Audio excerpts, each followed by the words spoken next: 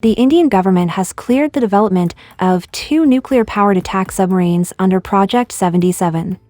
These submarines will be very different from the Arihant-class SSNs. While SSNs are primarily built for strategic deterrence, to launch nuclear missiles in case of a second strike, SSNs are designed for tactical warfare. They offer superior underwater endurance, higher speeds, and greater stealth, ideal for tracking enemy submarines, protecting naval assets, and projecting power far beyond Indian waters. So, what makes India's SSNs under Project 77 different from others? No country in the world has fully operationally deployed both a supersonic and a hypersonic cruise missile from a nuclear attack submarine. Russia is the only country that has integrated a supersonic missile into its SSNs, and it's now transitioning to the Zircon hypersonic missile, which is still in limited deployment. The US is developing the Virginia-class Block 5, which will carry hypersonic missiles like the conventional prompt strike, but only after major structural modifications. In contrast, India is designing its SSNs from day one to carry supersonic and hypersonic missiles. These submarines won't need retrofitting, they're being engineered specifically for this role. That's a huge leap in foresight and planning. They're expected to offer high-speed, deep strike capability with a range of 1,500 to 2,000 kilometers, all while maintaining stealth and survivability in contested zones. And this isn't a sudden shift. The Indian Navy has long recognized the need for SSNs. For years, India operated the INS Chakra, a leased Russian Akula-class SSN, but with operational limitations. This experience showed that if India wanted true undersea dominance, it needed its own nuclear-powered attack submarine, custom-built for its strategic goals.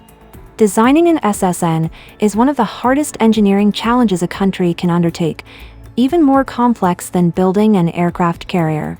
Because if you want a submarine to carry advanced missiles like BrahMos or a hypersonic cruise missile, you can't simply bolt them on later.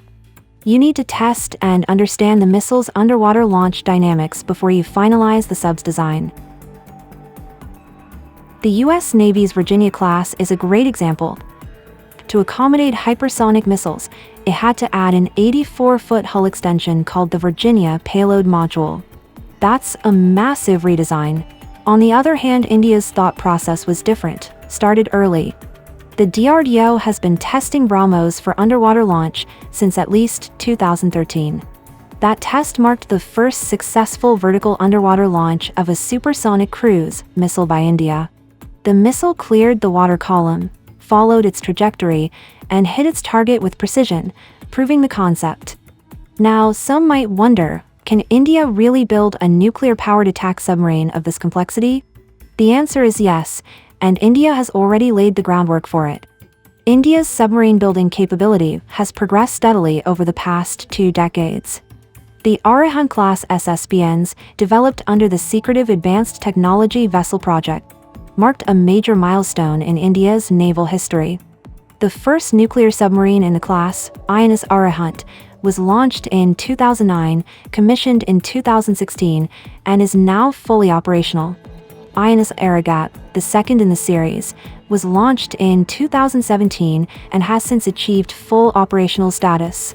A third boat, INS Arihant, has already been launched and is undergoing sea trials, with a fourth unit reportedly under construction. These submarines, capable of carrying ballistic missiles, are both designed and assembled in India, with critical components like the pressure hull and nuclear reactor integration built entirely in-house. More than just deterrence platforms, they're proof that India has already established the industrial foundation and technological expertise to build sophisticated nuclear submarines. In parallel, India has also developed expertise in conventional submarine construction. Under Project 75, India has been building the Scorpion-class diesel-electric submarines in collaboration with France's naval group. All 6 submarines were constructed at Mazagon Dock Shipbuilders Limited in Mumbai. With each successive boat, the degree of local manufacturing and technical autonomy has increased significantly. The final units in the series have been delivered ahead of schedule, a rare achievement in military shipbuilding. The private sector has also played a crucial role. Larsen and Toubro, which was central to the Arihant-class construction, has developed advanced shipbuilding facilities capable of working with nuclear-grade materials. Its Hajira facility in Gujarat is equipped to handle large submarine sections, pressure hulls, and modular assembly, all vital for building nuclear-powered attack submarines. Unlike earlier periods when India relied heavily on foreign assistance, the current submarine building ecosystem is indigenous, vertically integrated, and increasingly self-reliant. These next-generation SSNs under Project 77 are not being adapted for imported weapons, they are being designed from the beginning for Indian requirements, Indian-made missiles, and Indian operating doctrine.